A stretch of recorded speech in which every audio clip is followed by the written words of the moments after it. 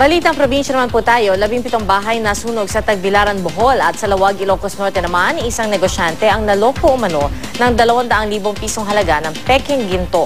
Nagbabalik si Ian Cruz.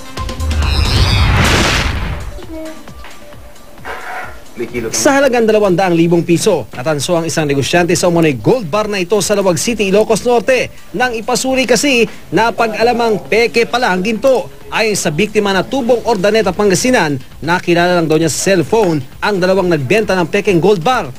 Nakunan pa ng CCTV ang isa sa mga suspect habang nakipagtransaksyon sa biktima sa loob ng isang restaurant.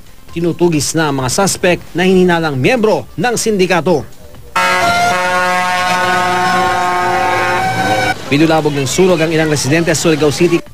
Kanya-kanyang hakot ang mga gamit ang mga residente. Ang ilan, napaiyak na lang dahil sa walang naisalbang gamit. Ayon sa mga bumbero, problema sa linya ng kuryente sa loob ng isang boarding house ang pinagmulan ng sunog na tumupok sa abot sa 3 establishmento. Patuloy na inaalam ng motoridad ang kabuang halaga ng pinsala. Abot naman sa 17 bahay na sunog din sa Tagbilaran City, Bohol. Sa cellphone video, kita ang makapal na usok mula sa mga nasusunog na bahay. Tumulong na sa pag-apula sa apoy ang ilang residente. Nakailera sa kalsada ang mga naisalbang gamit ng nasa 35 apektadong pamilya. Wala namang naitalang sugatan, pero ang dalawang baboy na ito di nailigtas. Patuloy na inimbestigahan ng otoridad ang sanhi ng sunog. Ian Cruz, GMA News.